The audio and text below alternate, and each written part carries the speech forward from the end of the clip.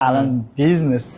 Boshida boshlaganda hamma katta motivatsiya bilan boshlaydi. Maktablar ochiq, Xudo xolasa. 24 ga yetishi bo'yicha shu loyiha bo'yicha yashayapmiz hozir. Savollar bilan o'rtaga olamiz. Asosiy maqsadimiz bu yerda chet el universitetlariga o'quvchilarni yuborish. Bizda Bekobodda shu narsa kamligi uchun mana shu narsani birinchi bo'lib boshladik. Aynan bu turdagi maktab yo'q xolos bu yoqda. O'zim ishonsam 100% beraman shu odamga farzandim desam, 1-sinfdan 4-sinfgacha o'qish tezligi ekan. O'zlashtirish qarab ketyapti. Darslar qaysi tilda olib boriladi? Ingliz sinflarini ochdik. Chunki ular rayonda ingliz sinfi yo'qda o'zi. Bu minusga ishlash kerak edi aslida davlatda o'qish shart. Diydasi qattiq bo'lib, ota-onasiga bemehr bo'lib qolishi, ba'zi ota-onalar endi bu fikrga qo'shilmaydi va o'sha yoshligidan qaysi kasb tanlashi mumkin, stewardessa yoki boshqa kasb egalari. Menga biroz qiziq bo'lyapti. Sun'iy intellekt bo'yicha ketmoqchiman. Qaysida grant yutish imkoniyatim bor. Eng maksimum holatda 24 ta o'quvchi ekan. 24 ta bu eng kuchli, kompetensiyasi juda ham yuqori bo'lgan, pedagogik mahorati zo'r bo'lgan. Darsga kirmasa ham bo'ladigan holatlar bo'lar ekan bolani, to'g'rimi? O'sha u erkin degan. Sinfgacha taqiq qo'ysa nima bo'ladi bu narsani? 2 yil dastur yaratish mumkin bo'ladi. Bir nega topolmadik degan savolingiz endi mana yetib kelyapti menga. Chunki vijdonli odamlarni topish muammo. Assalomu alaykum Jahongir aka. Maktablar ochiq, Xudo xolasa, xususiy maktablar. Ish jarayoni qanaqa ketyapti? Oldin qisqacha shu haqida so'ray. Xola-xola so'rashdan boshlasa yaxshi baribir. Xudo xolasa ishlar juda ko'p. Ertalabdan kechgacha shu maktab ishi bilan kechqurun uxlasak ham o'ylab, nima qilaman, ertaga nima qilaman, nima qilish kerak edi, tizim, boshqa narsalar haqida shu miyamiz bilan 24 ga yetishi bo'yicha shu loyiha bo'yicha yashayapmiz hozir. Xudo xolasa. Maktab ochish oson emas ekan. Maktab ochish mas'uliyati ham katta. Uni ishi ham o'ta ko'p ekan. O'quv markazidan karrasiga o'sha qiyin. Yaxshi. Bo'lmasa Joint School ochilganiga ancha vaqt bo'ldi, lekin ko'pchilikda bermoqchi bo'lgan savollar yig'ilib qolgan. Menimcha hammani ham siz bilan uchrashishga imkoniyati yo'q. Sizni ham imkoniyatingiz yo'q. Jismoniy jihatdan mumkin emas hammaga birdek javob berish podkastda. Shuning uchun bir o'tirganda olib qo'yishni rejalashtirdik. Bo'lmasa bir boshdan maktab konsepsiyasi bo'yicha boshlab savollar tuzib kelganman. Bugun sizni savollar bilan o'rtaga olamiz. Haiz bor, meni ham singlim bor. Agar maktab g'oyasini sota olsangiz, men ham xudo xolasa beraman. Bo'ldi. Maktab haqida iloji boricha maksimalni sizga tushuntirib berishga harakat qilaman. Bo'ldi, bo'lmasa boshladik.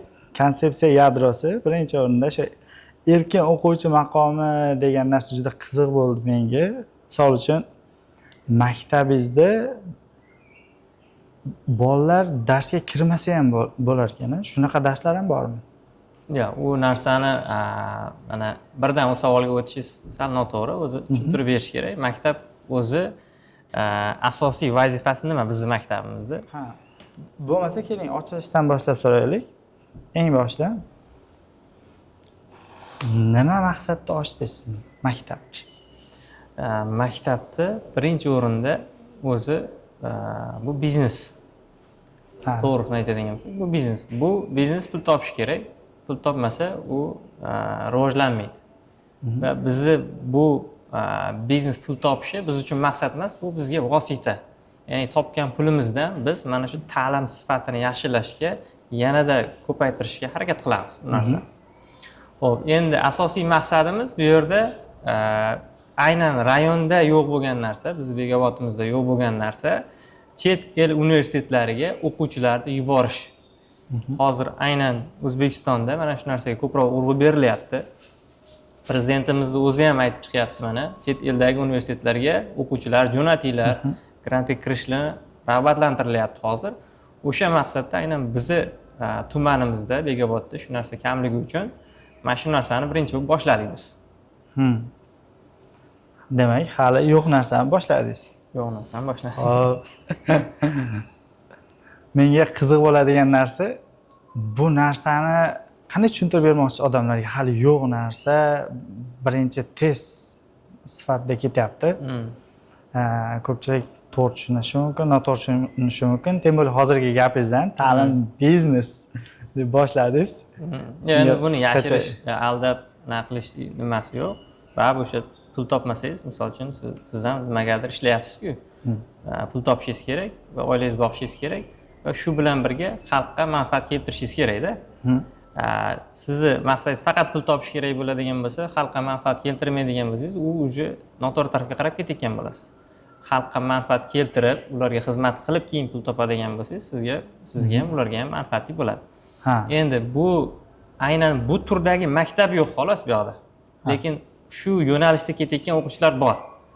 Xabaringiz bor, bizda mana administrator bo'lib ishlaydigan Mollapani o'g'illari Abdulaziz o'zimizning o'quvchi, IELTSdan 7 olgan, keyin Toshkentda borib SATga tayyorlandi va keyin mana Amerikada Gettysburg universitetiga 287 ming qanchadir dollar grant yutib, hozir mana birinchi kurs tugatdi yoqda, endi yoz bo'yi yoqda ishlab, oilasiga yordam beryapti, o'zini o'sha kelajagini shu yerda quryapti.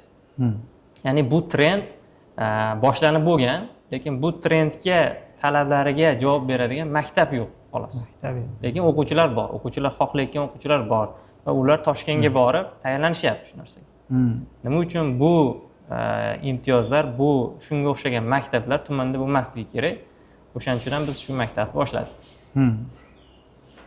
Yaxshi. Xo'p. Esingizda bo'lsa avvalgi podkastda o'zingiz aytdingiz, men hali shunaqa maktab ochaman.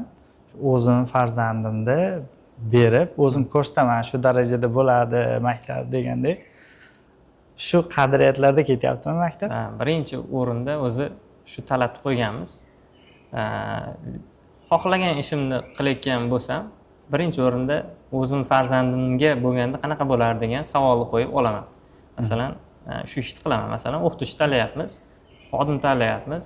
Kimni tanlashimizdan, joy tanlaymizmi, qanaqa qaror qilishimizdan qat'iy nazar birinchi savolni o'rniga qo'yibman.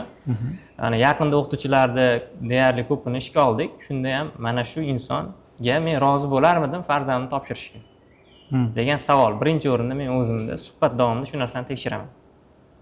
Va shu savolga ha, albatta deb 100% o'zim ishonsam, 100% beraman shu odamga farzandimni desam, keyin shu odamni ishga olyapman. Ya'ni mana shu konsepsiya birinchi o'rinda turibdi hozir. Demak, asosiy kriteriya farzandimga ravo ko'ramanmi shu narsani. Zo'r. Menimcha yomon emas. Hop. Yaxshi. O'shaning uchun ham hozir mana qo'rqmasdan o'zimizni qarindoshlar ham maktabga beryapti. Qo'shnilar, qarindoshlar. Mana shu narsaga men o'zim xolam ham ikkita farzandimni berdim. Nega? Chunki u xolam yoki qarindoshlar hammasi biladi. Ya'ni o'z farzandiga qanday qilgan bo'lsa, maktabda shunaqa qilyapti. O'sha ishongan holatda topshirishyapti o'sha farzandni. Bo'lmasa qarindoshlar bilardi, deng, bermasdi avval. Birinchi qarindoshlardan boshlanadi. Yaxshi. Xo'p, keling bo'lsa ta'lim dasturi haqida gaplashamiz. Qanaqa dastur bo'yicha o'qitiladi Johnny Schoolda?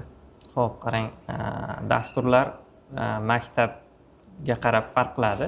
Masalan, boshlang'ich maktab bo'ladigan bo'lsa, 1dan 4-sinfgacha biz qabul qilamiz. Hozir 0-sinflar ham qabul qilyapmiz. 0-sinfdan 4-sinfgacha bo'ladigan bo'lsa, ularda boshqacha konsepsiya, boshqacha narsalar talab bo'ladi. Xo'p, birinchi o'ylab chiqqan narsam 1-sinfdan 4-sinfgacha bo'ladigan paytda eng muhim narsa nima deb rosa izlanish qildim. Ustozlardan so'radim, tadqiqotlarda o'qidim. Eng muhim narsa bu 1-sinfdan 4-sinfgacha o'qish tezligi ekan. Ya'ni bola qanchalik tez o'qisa, tezligi 1 minutda masalan nechtadir so'z o'qish tezligi bo'lsa, o'zini kriteriyalari bor ekan, standartlari bor ekan. Shundan yuqori bo'lsa, qancha yuqori bo'lsa, shuncha yaxshi. Bu keyinchalik o'qishida uni o'zlashtirishiga juda ham zo'r ta'sir qiladi. Ya'ni o'qigan narsasi tezroq esida qoladi va haligi biror narsani anglashi bor-ku. Misol uchun, mana bu kitob desangiz, necha soniyada kitobingni anglaydi. Shu narsani tezlashtirib berar ekanda. Biz buni ziyraklik deymizmi, zehn deymizmi? Zehni o'tkir bola bo'lib yetishar ekan. Demak, birinchi qo'ygan talabimiz bizda boshlang'ich o'qituvchilarga o'quvchini o'qish tezligini oshirib berasan. Biz o'rtachani eng minimum deb qo'ydikda, biz o'zimizni o'rtacha yuqorilashtirib qo'ydik. Masalan, o'rtacha 1-sinfga aytaylik 30 ta so'z o'qish kerak bo'lsa, 1 minutda biz buni minimum qo'ydik. 30 ta o'qish majburiy. 50 ta o'qisin. O'shanaqa qilib qo'ydik. Maqsadimiz shu bolalar keyingi etaplarda qiynalmasligi. Demak, boshqa o'quvchilarni maksimumi, sizlarni minimumlaring, to'g'rimi? O'quvchilarni. Shunaqa. Endi talabimiz shunaqa bo'ldi. Endi kelgan o'quvchini baribir qabul qilishda buni sinab olamiz. Avvalosi, misol uchun 3-sinfdan keladigan bo'lsa, biz qo'ygan standartga tushmasligi mumkin, katta ehtimol maktabda.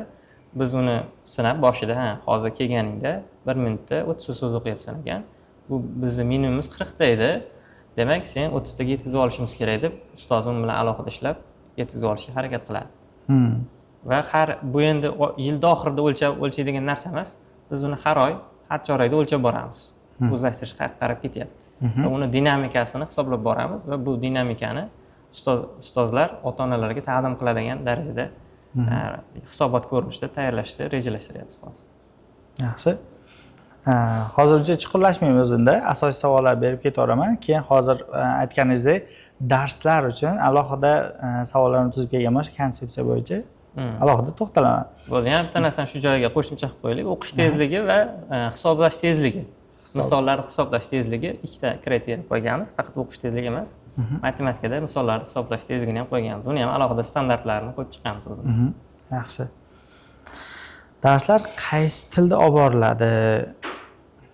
Eng asosiy savollardan biri. Ko'pchilik shuni noto'g'ri tushunyapti.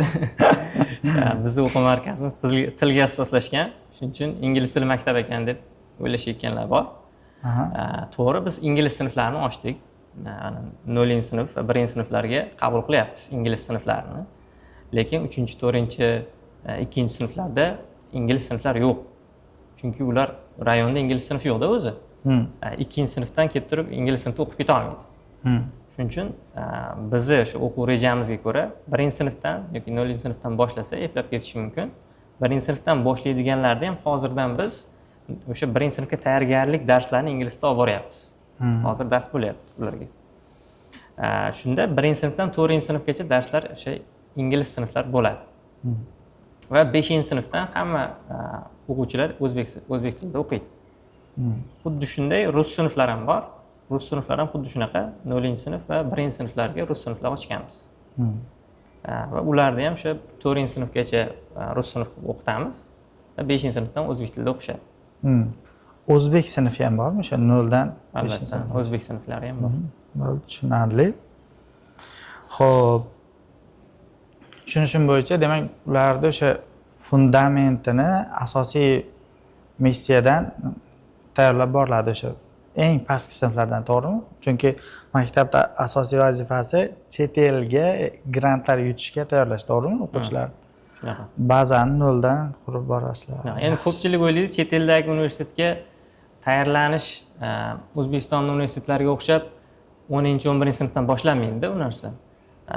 To'g'ri, 10-sinfdan boshlashingiz, eng kech boshlashingiz mumkin bo'lgani 10-sinf, lekin u ham kech. Chunki ular topshirish bosqichi, topshirishgacha bo'lgan sizda IELTS yoki SAT sertifikatlaringiz, portfoliolaringiz shakllangan bo'lishi kerak-da. U 10-sinf aslida kechroq. O'shaning uchun eng ideal boshlash mumkin bo'lgan vaqt 9-sinf, 8-sinf vaqtlar. Lekin u ham o'rtacha o'quvchini stressga solib qo'yadigan darajada tezroq harakat qilishiga sabab bo'lib qoladi. O'shaning uchun qanchalik erta bersa, shunchalik stress kam bo'ladi bolada va o'sha maktabga borgandan keyin o'sha universitetlarga, chet eldagi universitetlarga maksimalni yaxshi tayyor bo'lib boradi. Shu joyda ikkita savolim bor, qarang. Bizga ota-onalar keladi-yu, ingliz tili qabulida o'zim ko'p guvohi bo'laman. Misol 6-sinf bolam bor yo 5-sinf bolam bor deydi. Ingliz tiliga hali vaqtli bo'lsa ham olib kelaverdik deydi yoki biz sinf tavsiya qilsak bu yoqda yo'q, hali o'qimay tursin, jinday matematika o'qisin, boshqa fan o'qisin, til qiyin deb olib ketib qoladi. O'zi rostdan ham qiyinmi o'sha boshlang'ich sinflardan ingliz yo rus tilida o'qib ulg'ayishi bolaga? Nima deb o'ylaysiz? Yo'q, bolaga qiyin emas. Agar to'g'ri metodika bilan qilinsa qiyin emas.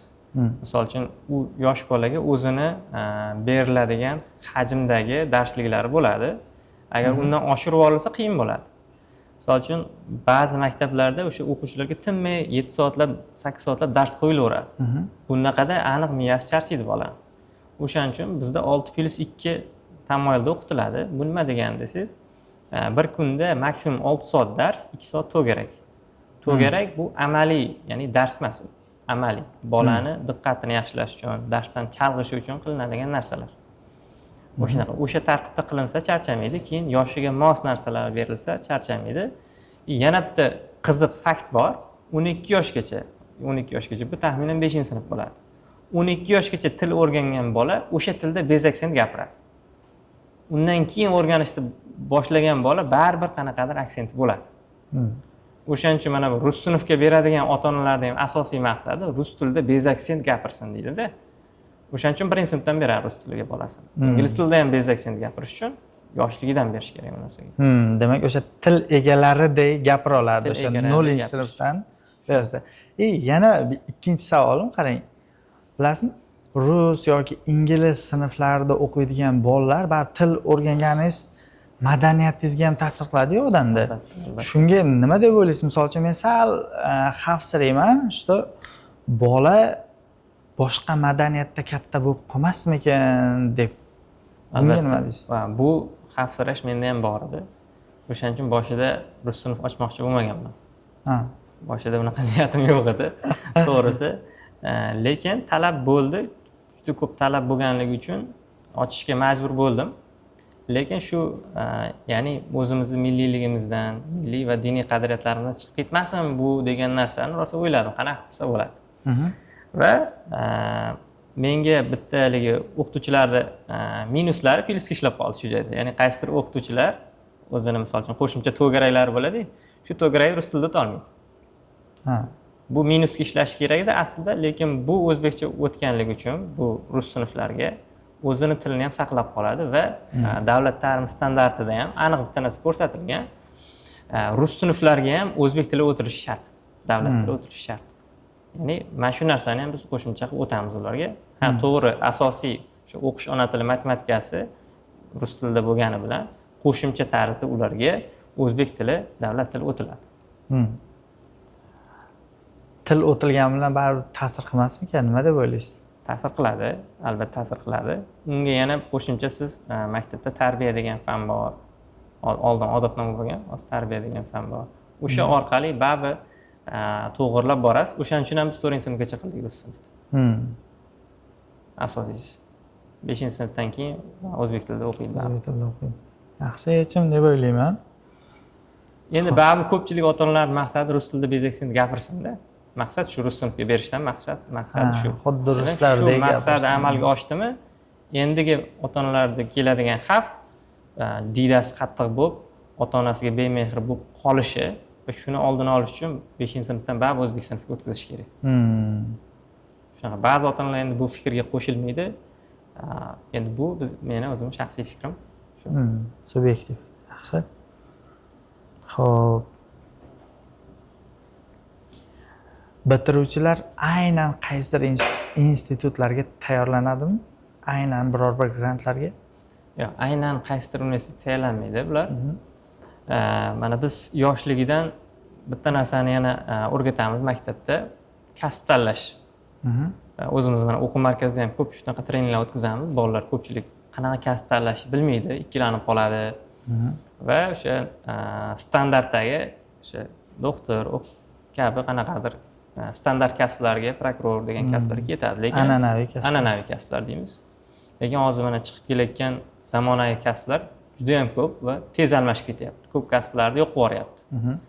Shu narsalar biz mana ta'limda bo'lib turib, o'rgangan holatda o'quvchilarga taqdim qilamiz, o'rgatamiz.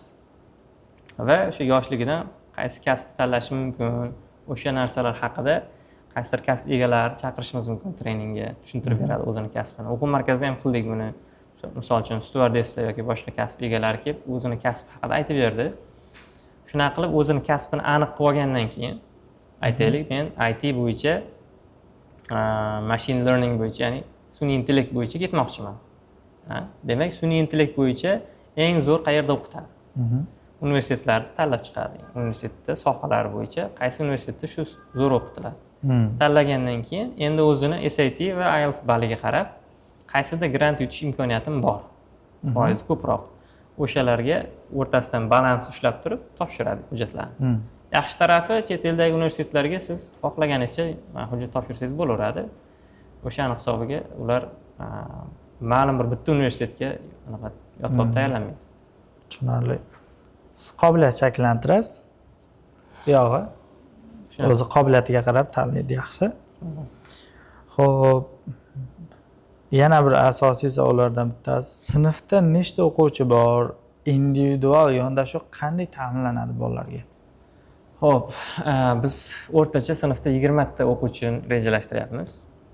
Bitta guruhda 20 ta o'quvchi. Maksimum ko'payib ketsa 24 ta, lekin undan keyin bo'lib o'ramiz. Ya'ni ikkita sinf qilib o'ramiz bu narsani. Lekin 20 ta mo'ljallayapmiz bitta sinfda. 20 ta o'qituvchiga ham individual shug'ullanishga osonlashtiradi. O'zi biz standartlar o'qib chiqdik tadqiqotlarda. Bitta o'qituvchi individual shug'ullana olganda qancha o'quvchiga bitta vaqtda dars bera oladi deganimizda eng maksimum holatda 24 ta o'quvchi ekan. Undan tepasini ko'tara olmas ekan. Bu nazariya bo'yicha. Va amaliyotda lekin aslida undan ham kam ekan. 24 ta bu eng kuchli, kompetensiyasi juda ham yuqori bo'lgan, pedagogik mahorati zo'r bo'lgan, haligi xarizmasi ham kuchli bo'lgan, jamoat oldida gapirishi ham juda kuchli bo'lgan o'qituvchi. Lekin bizda u darajadagi o'qituvchilar hali bo'lmasligi mumkin. O'shaning hisobiga 20 ta o'rtacha olyapmiz bitta o'quvchini. Bitta guruhda. Shunda bemalol hammaga individual yondasha oladi. Individual yondashadi va bizning asosiy fanlarimiz matematika va ingliz tili bo'lganligi uchun bu fanlarni ham ikkiga bo'lib o'tishni rejalashtiryapmiz. Ikkita guruhga yana ham. Shunda yana ham individualni ishlay oladi bu guruhlar bilan. Keling endi ozgina maktab konsepsiyasiga kirsak, erkin o'quvchi maqomi boya boshida aytganimdek, menga biroz qiziq bo'lyapti. Shuning uchun ochib bermasdan ham maktabda shu darsga kirmasa ham bo'ladigan holatlar bo'lar ekan bolani, to'g'rimi? Qanaqa darslar o'zi, qanaqa imkoniyatlar bor? Qarang, bu o'zi aslida o'quvchilarni motivatsiya qiladigan narsa o'ylab topganmiz. Ya'ni bizni bitiruvchimiz aslida IELTS 7 va undan yuqori va SAT dan 1200 dan yuqori olish kerak. Bitiruvchimiz. Endi u shu narsani oldindan qilib qo'ysa, 1200 plus olib qo'ydi, IELTS dan 7 plus olib qo'ydi va 100 ta kitob kamida o'qish kerak. Bu narsani qilib qo'ysa, bu bolaga motivatsiya u erkin degan. Endi u o'quvchi xohlasa darsga kirmasa bo'ladi, xohlasa. Lekin bu darajadagi o'quvchi, bu darajaga yetgan o'quvchi, men darsga kiraman demaydi-da. O'zi u ro'yinga yetib bo'lgan bo'ladi. O'zi darsga kirib o'rganish muhimligini tushungan bola bo'ladi. Lekin o'quvchilar uchun motivatsiya bo'ladi bu narsa. Lekin rostdan bo'ladimi shu narsa? Erkinlik beriladi? Erkinlik beriladi. Hozir natijani taxt qilib darsga kirmayversa, zo'r. Azaliy orzusini shaltirishlarda bo'lar darsga kirmayversa. Azaliy orzusi, lekin o'sha o'qituvchilar mana tayyorlayapmiz, o'qituvchilarni trening qilyapmiz. O'sha o'qituvchilar shunaqa dars o'tadiki, u endi darsga kirmay nima qilmayman, tashqarida o'tiraman deya olmaydi. Tashqariga mumkin emas, lekin maktabda aylanib yuraman deya olmaydi. Ya'ni qiziqqandan kiradi darsga. Demak, tashqariga chiqmayman deydi. Darsga kiraman deydi. Darsga kiraman deydi. Yaxshi. Misol, mana qarang, aytyapsiz, bola IELTS 7 olsa, SAT dan 1200 olsa, 100 ta kitobni, misol uchun 9-sinfida qilib bo'ldi. Qolgan 2 yil nima qiladi? Zo'r savol berdingiz. Shu narsa meni ham o'ylantirdi bir orada. Agar 9-sinfgacha taqib qo'ysa nima bo'ladi bu narsani? O'shaning uchun bizda to'garaklar bor. Va bunaqa o'quvchilar bo'ladigan bo'lsa, yana qo'shimcha til ham qo'shmoqchimiz ularga. Misol uchun ingliz tilini taqib qo'ydi. Hop. SAT'si bor, 100 ta kitob o'qib qo'ydi. Rus tilichi. Rus tilini ham bor. Xo'p, yaxshi. Endi nemis tili, misol uchun o'zimizda bor til yoki boshqa tilda qo'shib o'rgatishimiz mumkin unga. Yoki mana dasturlash, IT qo'shganmiz, o'zingiz xabaringiz bor. IT yoki robototexnika darslarimiz bor. Bu narsalar orqali ham u proyekt qilib turib, o'zini rivojlantirib borishi mumkin. Qaysi sohaga ketmoqchi? Avval u bilan suhbat qilinadi. Bunaqa o'quvchilar. 9-sinf bo'lding, mana shu narsalarni taxtib qo'yding. Xo'p, nima qilmoqchisan? Qanday qilmoqchiman? Bo'ldi. Sen mana shunaqa qilishing uchun 2 yil ichida mana shunaqa narsalar qilsang, yana ham oldinga o'tib ketishing mumkin. To'xtab qolishing kerak emas deb u bilan individual suhbat qilinadi. Endi hammaga bog'liq. Aytaylik, dasturchi bo'lmoqchi bo'lsa, 2 yil dastur yaratishi mumkin u bola. O'sha 2 yil ichida ishlashi mumkin. Bizda yana qo'shimchasiga tadbirkorlik fanini ham kirgizganmiz. Tadbirkorlik fanida endi u dars bo'lmaydi. Haqiqiy realniy proyekt bo'ladi. Birinchi dars o'sha tadbirkorlik haqida tushuncha beriladi va undan keyin realniy proyekt ustida ishlanadi. Kimdir marketingni qiladi, kimdir sotuv qiladi, kimdir o'sha produkt ustida ishlanadi. Xullas realniy produkt bo'ladi narsa. Va o'quvchilar realniy pul ishlab topishadi shu orqali. Mana shu narsalarda ham qatnashish mumkin qo'shimcha aktivitelarda. Lekin baribir individualniy u bolaga bog'liq bo'ladi suhbatda davomida. Tushunarli. Xullas bo'sh qolmaydi baribir. Yetarlicha zo'r. Yaxshi. Meni qiziqtirib qo'ydi. Keyin yana bitta bermoqchi bo'lsam, 100 ta kitob o'qish kerak deyapsiz-ku. Uni kim qabul qiladi? Bir, ikkinchisi u nima deydi? Majburiymi yoki ixtiyoriymi? Misol uchun kimdir o'qishga qiziqadi, kimdir qiziqmaydi. U ixtiyoriy majburiy. Ya'ni xohlab o'qishga majbur dedi. Yo, biz o'zimiz qiziqtiramiz bolalarni kitob o'qishga. Mana bu yil ham ma'lum bir miqdorda vaqt davomida maktab bo'ldi va haqiqatdan ham o'qimaydigan ba'zi o'quvchilar qiziqtira oldi kitob o'qishga. Qisqa vaqt ichida, bir oy ichida qiziqtira oldi kitob o'qishga. Va ularni biz o'zimiz qiziqtira olamiz va aniq o'qiydigan kitoblar ro'yxatigacha tuzib qo'yganmiz har bitta sinf uchun. Va o'sha qiziqarli kitoblarni, ularda yoshiga mos kitoblar tuzib qo'yganmiz. O'shaning uchun qiziqadi, o'qigandan keyin bir o'qigandan keyin qiziqib qoladi. Va boshida majburlashimiz mumkin. Bitta, ikkita kitob o'qiguncha. U kitob o'qishdagi keladigan mazani his qilib qolgandan keyin endi siz to'xta, o'qimadan buni inglizini ham o'qi degan darajaga kelib qolishi ham mumkin. Endi kitob qabul qilishga keladigan bo'lsak, o'sha kitobni o'zim qabul qilaman har bittasini. Chunki kitobni o'qimagan odam qabul qilishi mumkin. Qabul qilsa, misol uchun savollar yozib berishim ham mumkin edi men. Mana shu savollar so'raysan deb. Lekin u kitobni batafsil o'qimagan odam baribir bu bola rostdan o'qidimi yo'qmi bilmaydi. Chunki mana hozir ChatGPT chiqqan, o'zingiz bilasiz, boshqa har xil notebook LM'lar chiqqan, kitobni tashlab turib, xulosasini olib turib o'qidim deb ham kelishi mumkin-da hozir bolalar. Juda ham haligi shustrib ketgan. Ya'ni realniy o'sha haqiqatdan o'qidimi yo'qmi buni tekshirish uchun o'zim tekshirmoqchiman. Shaxsan o'zingiz turasiz. Yaxshi. Agar endi juda ham ko'payib ketsak, kimgadir ulgurmasam berishim mumkin. Uni ham o'sha avval uni ham tayyorlab, ma'lum bir kitoblar so'raydigan qilib turib, keyin sekin-sekin topshirishim mumkin, lekin boshida baribir o'zimga qiziq bo'lyapti. O'zim so'ramoqchiman. Menimcha baribir aytishniklar cheting qilib ko'rsa kerak. AIlar bilan. Qani ko'ramiz. Ularni bilish qiyin emas. O'zim ko'p sinab ko'rganman. Qiyin emas kitob o'qiganim rostdan yo'q bilish. To'g'ri. Yaxshi. Endi qadriyatlar haqida ham bitta narsa so'ramoqchi edim. Yangi yil nishonlanmas ekan deb eshitdim. Shu gap rostmi? Yangi yil tadbirlari nishonlanmaydi. Nima uchun? Endi bu o'zimizni o'sha milliy qadriyatlarimiz, Navro'z bayramini nishonlaymiz. Mana bu o'zimizda avlodlarimiz, mana Bobur yoki Amir Temur, Navoiyni tug'ilgan kun bayramlarini nishonlaymiz. Lekin shu bizni umumiy qadriyatimiz bo'yicha uni nishonlamaymiz. Ramazon oylarini, hayitlarni ajoyib tarzda bir ko'tarinki shuhda nishonlaymiz. Demak, faqat milliy va diniy qadriyatlar. Tushunarli.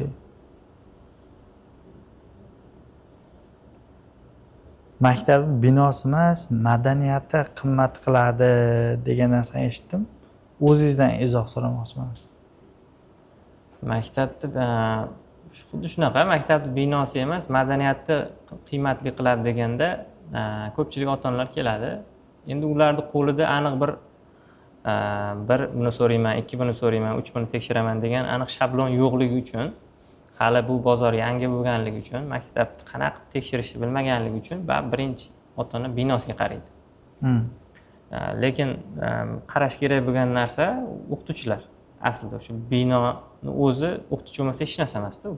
Ming hashamatli saroy bo'lsin, o'qituvchi bo'lmasa hech narsa emas. Kuchli o'qituvchi bo'lmasa ham hech narsa emas u. U teskarisi agar kulba bo'ladigan bo'lsa ham, oddiy kulba bo'ladigan bo'lsa ham, zo'r o'qituvchi bo'lsa, u fayzli bo'ladi. Biz mana o'zimiz yoki o'qiganmiz, xontaxtani ustida ham o'tirib, kichkina xonada ham repetitorga borib dars qilaverganmiz. O'sha yerda ham zo'r narsalar, ilmlar o'rganganmiz. Lekin misol uchun Toshkentda o'qigan paytimizda ham bir hashamatli o'quv markazlariga kirib hech narsa o'rganmay chiqib ketgan holatlarimiz ham bo'lgan. Bu deganim bino umuman 40-darajali degani emas, lekin birinchi o'rindagi kriteriya emas. Birinchi o'rinda baribir o'qituvchi o'tdi.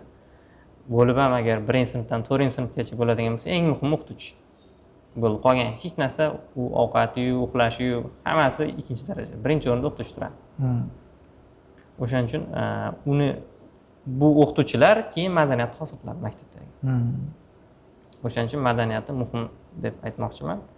Va bu madaniyatni o'sha shakllantirishda shu maktabni egasi muhim rol tutadi. Chunki shu o'qituvchilarni kim oladi ishga? Shu maktabni egasi oladi.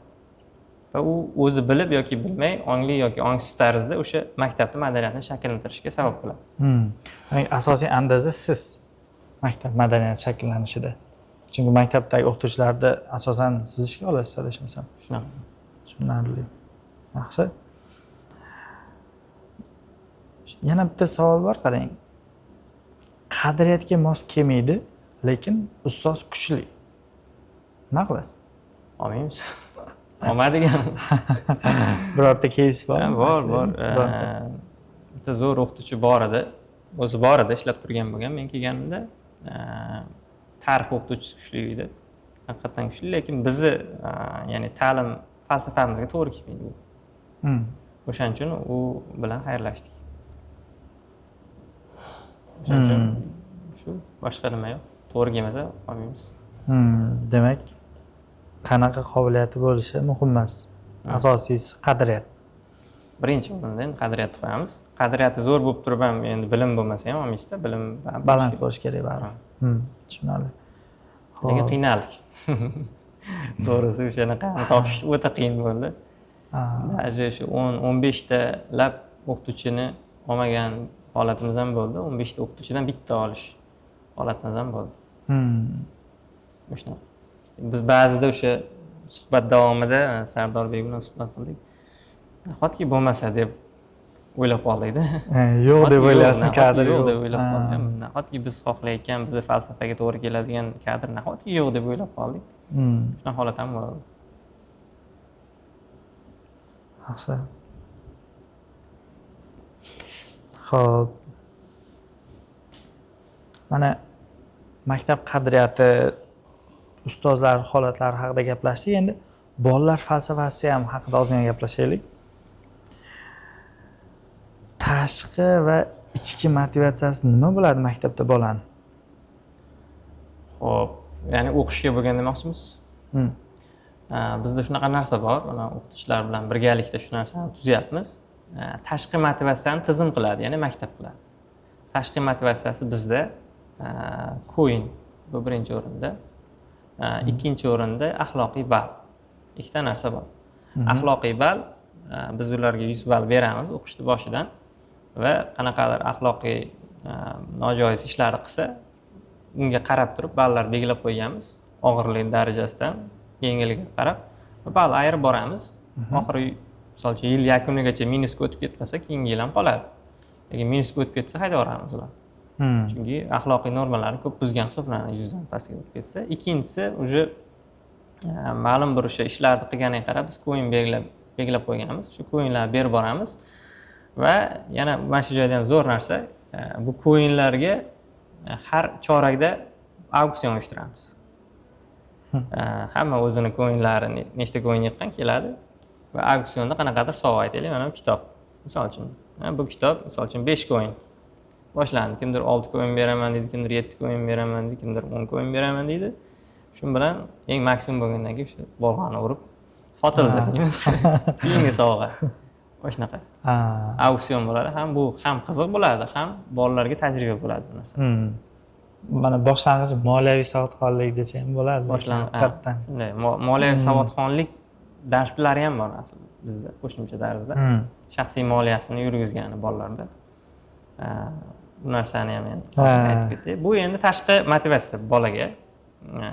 Ichki motivatsiyani faqat va faqat o'qituvchi beradi. Pedagog beradi. Bu narsani biz dars davomida tushuntiramiz. O'qituvchilarga 40 soatlik treningimiz bor.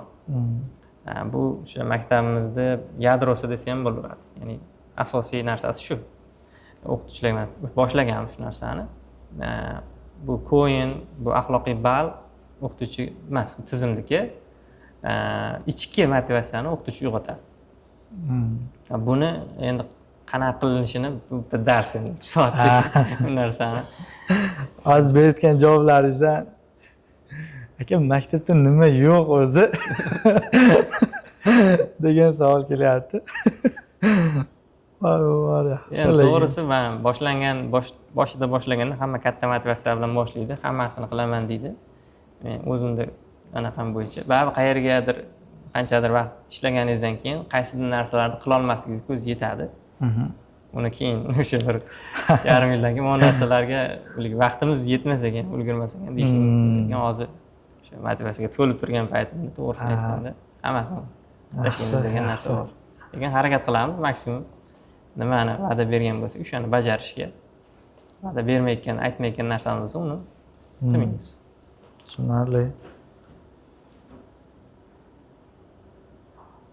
Xo'p, bolani ichki motivatsiyasini ustoz aniqlaydi deysiz. Unda ham qanaqadir standart bormi yoki o'qituvchini o'zini individual yondashuvidan foydalanadi? O'zini individual. Bu individual narsa. Demak, uni faqatgina ustozlarga ustozlik darsda bir 3 soatlik dars tarzida bolani ichkaridan motivatsiya qilish degan mavzumiz bor. O'shanda tushuntiramiz, chuqur qilib, u o'ta individual. U narsani kuzatib borish kerak, yozib borish kerak, o'shandan kelib chiqiladi-da. U birdan bir yil ham topa olmasligingiz mumkin bolani ichki motivatsiyasini. Даже 3 yil ham topa olmasligingiz mumkin. Yoki bir hafta topishingiz ham mumkin-da. Bu o'sha haligi parolga o'xshaydi. Terib ko'rasiz, noto'g'ri, terib ko'rasiz, noto'g'ri, terib ko'rasiz, noto'g'ri, qachondir ochiladi. Ha, shu ekan deb haligi o'zi topib olasiz. Shunga o'xshagan narsa ekan. Yaxshi. Lekin bizda o'sha hamma o'qituvchi ko'p o'qituvchi bo'lganligi uchun, bitta bolaga ko'p o'qituvchi dars o'tganligi uchun tezroq topishga imkon bor. O'quv markazida buning imkoni yo'q edi. Bitta o'qituvchi va 2 soatgina vaqtimiz bo'ladi. Yaxshi. Har tomondan hujum qilamiz-deng bolalarga. Hujum qilamiz deb qo'rqitmang. Yaxshi. Xo'p. Motivatsiyalar yaxshi. Baholash falsafasi qanaqa bolalarda? Baholash falsafasi baho umuman deyarli muhim emas degan falsafa bizda. 1-sinfdan taxminan 6-sinfgacha baho haqida gapirilmaydi umuman. Kerak bo'lsa ota-onaga ham ko'rsatilmaydi bahosi. Chunki bu baho bolani kelajagi degani emas. Va bizdagi eng muhim falsafa baho ustozga qo'yiladi degan falsafa bor. Qo'ygan bahosi bu ustozni o'ziga qo'ygan bahosi. Misol uchun Husayn degan o'quvchi bo'lsa, Husaynga men shu darajadan shu darajaga olib chiqa olganligim uchun o'zimga 4. Chunki monetga chap chiqishim mumkin edi, men olib chiqa olmadim uni. Shuning uchun 4 deb qo'yadi o'ziga o'zi. O'ziga qo'ygan bahosi, bolaga qo'ygan bahosi emas. Shu biz qisqacha aytilgan falsafamiz. Zo'r. Demak, bu noodatiy yondashuv ishlatilgan. Menga yoqdi. Yo'q, noodatiy asli shunaqa o'zi. Noodatiy emas. Aslida shunaqa. Aslida shunaqa bo'lishi kerak. Biz o'sha baho orqali bolani yo'lga solmoqchi bo'lamiz. Shu bilan birgalikda baho muhim emas deb ham uqtirmoqchi bo'lamiz. Qarama-qarshi bo'lib qoladi bola. Boladan baho so'rayapsiz, bahoying mana palonchi 5 oldi, keyin orada baho muhim emas deyapsiz. Baho uchun o'qima deyapsiz. Lekin baho so'rayapsiz-da. Ya'ni bola ikkilanib qoladi, qaysi biri ekan deb. O'shaning uchun buni bittasini oldingizmi, o'sha bo'yicha ketishingiz kerak. Baho muhim emasmi? Bu muhim emas, bo'ldi, so'ramang uni. Men baholashda shunday tushunaman. misol uchun hamma bola har xil deb biri mashina, biri samolyot, biri poyezd deb olsak, hammasini yo'li alohida-yu. Mashina tekis yo'lda yaxshi uchadi, samolyot osmonda yaxshi uchadi misol uchun. Hammasini misol uchun bir xil kriteriyada tekis yo'lda baholasangiz, samolyot, конечно, qulaydi, yo poyezd, misol uchun mashina yutadi. Noto'g'ri tushuncha deb o'ylardim shu paytgacha o'zi aslida. Xuddi shunday mana baholash kriteriyasini mana chuqurroq tushuntirsam, masalan, bitta o'quvchi bor, Husayn degan, uni misol uchun 10 dan boshlab 20 ga bora oladi. Hozirgi uni darajasi bo'yicha ko'rsatkichi. Xo'p, ustoz 10 dan 20 ga olib kela olsa, haligini u o'ziga o'zi 5 qo'yadi. Endi ikkinchi bola 10 dan turib u 35 ga keladi. Endi ustoz uni 35 ga emas, 25 ga olib kelsa, 35 ga olib kela olmadi-yu. O'ziga 4 qo'yadi. Lekin Husaynning oldinga o'tib ketdi. Lekin unga 4. U ustoz o'ziga qo'yapti. Bu bolamni 35 ga olib kela olardim, lekin olib kela olmadim. Demak, men yaxshi ishlamadim ketdi, menga 4 ekan. Yaxshi. Zo'r. Lekin mana shu joyda bitta savol. Ustozni o'sha vijdonan baholashiga, misol uchun o'z-o'zi baholashiga kim kafolat beradi? Misol uchun qaysidir holatlarda siz bilmaysiz-ku, misol o'zimiz hammani o'zining haqiqati bor. Men zo'r ishladim mana bola bilan deb o'ziga 5 qo'yishi mumkin. Managa yaxshi ishlamasa ham o'zicha yaxshi ishlagandir. O'zi yaxshi deb hisoblar. Yaxshi ishlamagandir balki aslida. Bunaqa holatda qanday bo'ladi? Endi majbursiz ba'zi narsalar odamni vijdoniga qoldirasiz. Ustozni vijdoniga qoldirasiz bu narsani va vijdoniga qolgandan keyin siz birinchi ishga olayotganingiz vijdonli insonlarni ishga olishingiz kerak-da. Ya'ni qabul qilayotganda shaxsiyat muhim. Shuning uchun biz o'sha shaxsiyati kuchli insonlarni birinchi o'rinda kriteriya ham shaxsiyat bo'lgan. Suhbat ham shaxsiyat bo'yicha bo'ladi qo'yilgan. Keyin bilim bo'yicha bo'ladi, o'z sohasi bo'yicha. Xo'p, bu birinchisi. Endi ikkinchisi, u qachon men yaxshi ishladim deb o'zini o'zi aldab qo'yadi, kimdir agar uni tekshirsa. U o'sha qo'ygan balidan u jazolansa yo mukofot olsa. Lekin u jazolanmasa ham mukofot ham olmasa, endi u o'zini o'stirish uchun o'ziga halol qo'yadi bahoni. O'shaning uchun ham boya aytganim, baho o'quvchiga ham ko'rsatilmaydi, ota-onaga ham ko'rsatilmaydi. O'sha nechinchidir sinfgacha. O'sha paytda o'qituvchi hech qanaqa ahamiyati yo'q bo'lgandan keyin u o'ziga qo'yadi keyin bahosini. O'zini o'zi o'lchash instrumenti sifatida qaraydi. Tushunarli. Boya kadr nega topolmadik degan savolingiz endi mana yetib kelyapti menga. Chunki vijdonli odamlarni topish muammo. Ularni yana bir yerga yig'ish bu boshqa masala, gap yo'q. Menga yoqdi. Demak, o'sha 5-sinfgacha ota-onaga umuman hech narsa ko'rsatilmaydi. Imtihon natijasi ham, baholari ham. Hech narsa ko'rsatilmaydi emas. Baho ko'rsatilmaydi. O'sish dinamikasi ko'rsatiladi. O'sish dinamikasi ko'rsatiladi. Ya'ni hech narsa yo'q mana deyilmaydi. Mana kelganda bizda birinchi diagnostik o'lchash, baholash bor. Diagnostik baholash kelganda o'lchanadi. Ya'ni bola qaysi holatda keldi? Birinchi sinf bola 1 minutda 60 ta so'z o'qiyotgan bo'lishi mumkin. Boshqasi 10 ta so'z o'qiyotgan bo'lishi mumkin. Ya'ni ularda kelgandan starti boshqa edi o'sha. Shuni o'lchab olamiz. Mana ota-onaga ko'rsatamiz. Kelganingizda qarang, mana shunaqa edi bolangiz holati. Ketdi. Birinchi chorakda mana bunga chiqdi, ikkinchi chorakda bunga chiqdi. Mana o'sish dinamikasini ko'rsatdik.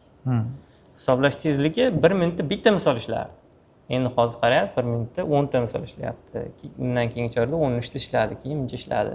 O'sish dinamikasi ko'rsatiladi. O'shanaqa. Yaxshi. Keyin yana bitta narsa qolib ketdi, shu joyda fikrlash dinamikasi ham ko'rsatiladi. Eng muhim. Buni insholar orqali o'lchaymiz biz. Zo'r. Yaxshi. Buni ota-onalarga qanday tushuntirasiz? Misol uchun ba'zi ota-onalar men bolam bahosini ko'rishim kerak degan holat bo'ladi, chunki absolyutno yangilik bu narsa, to'g'rimi? Men eshitmaganman. Baholanmaydigan maktabda deyarli. Yo'q, baholanadi. Baholanmasdan iloji yo'q. Faqat o'sha o'sish dinamikasini ko'rsatasiz, lekin mana shu yangilikni qanday tushuntirib berasiz ota-onaga? Yo'q, ota-onalarga o'zi aslida baho ham qiziq emas ota-onalarga. Bahoni tagidagi o'sish qiziq. O'syaptimi yo'qmi meni bolam degan narsani ular shu yoshligidan baho bilan o'lchashga o'rganib qolgan. Endi biz uni boshqa bolalar bilan solishtirmagan holatda va o'zi bilan o'zini solishtirib, o'sish dinamikasini ko'rsatib bersak, o'sishni ko'rib, ha deydida, bo'ldi, ularga shu narsa kerak. O'syaptimi yo'qmi o'zi aslida bolam. Va boshqalar bilan solishtirib ham to'xtatadi. Biz aytamizki, ota-onalar solishtirmanglar, boshqa deymiz-ku, lekin biz o'zimiz sharoit yaratib beramiz solishtirishga. Ustoz sifatida, ya'ni bunga 5 qo'ydik, anavga 3 qo'ydi, bunga 2 qo'ydi. U 5 oldi degani kim nima bilan solishtirsin endi? Hech narsa bilan solishtira olmayapti. Lekin aniq o'qish tezligi, hisoblash tezligini qarab turib, ha, kechagidan o'sibsan, undan keyin o'sibsan, chorakda tushibsan deb ko'ra oladi o'sish tezligini, dinamikani. Shunda boshqa savol qolmaydi ularda. Tushunarli. Va ana muammoga yetmaganda qo'shni bolasi deydi-ku. Yaxshi solishtirish. Asl o'sha negizidagi xohlayotgan narsasini ko'rsatib beramiz. Shunda ular bahoga ham ular ham qiziqmaydi. Ular qiziqmasa, tabiiyki bola ham qiziqmaydi. Demak, keyin biz ularga aytishimiz ham shart emas. Baho uchun o'qima deyishimiz ham shart emas-da. O'zi shunday ham baho uchun o'qimaydi. Ortiq qanaqadir savol bo'lmasa kerak baholash masalasiga.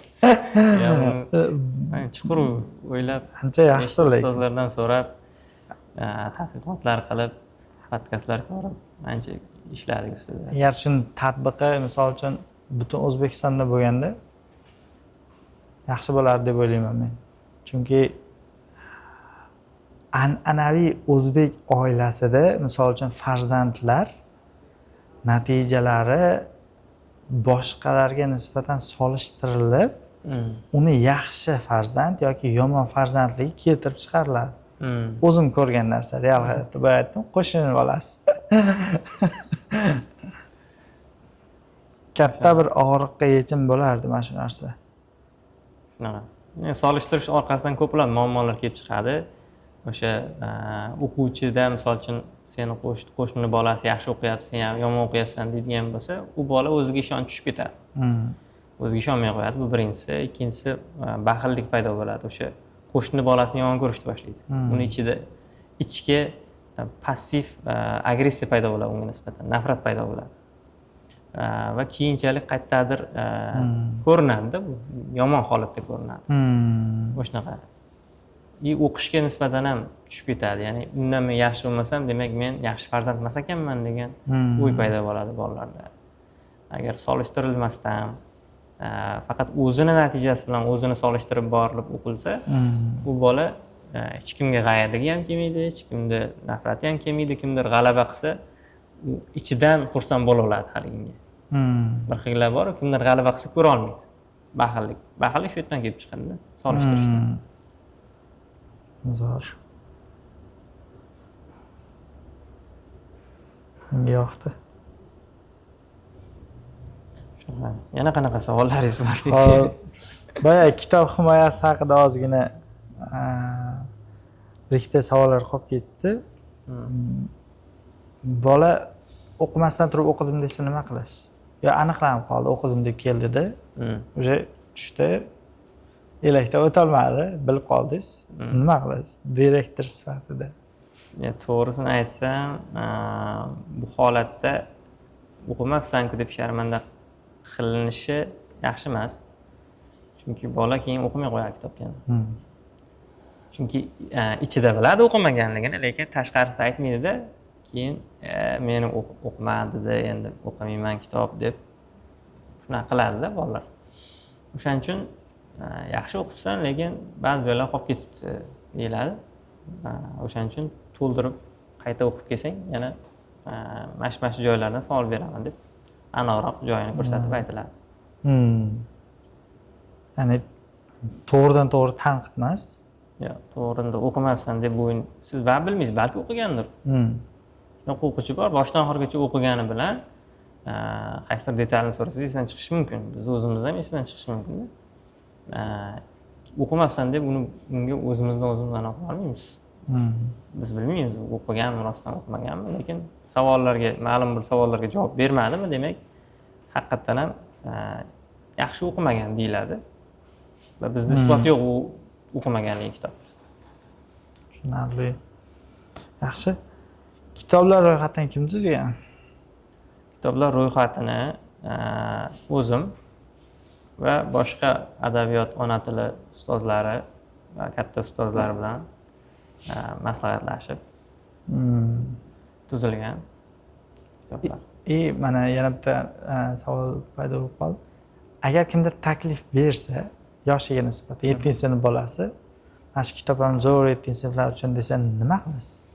7-sinflar uchun kitobni ko'ramiz. O'zi tavsiya qilyapti. Shularni qo'shaylik va 10-sinf, 11-sinf ko'rib chiqamiz. Agar yaxshi bo'lsa, ma'qul bo'lsa, qo'shaveramiz ularni ham. Bu misol uchun kitoblar ro'yxati tavsiya etilgan kitoblar ro'yxati. Majburiy emas. Xohlasa boshqa kitob o'qisin.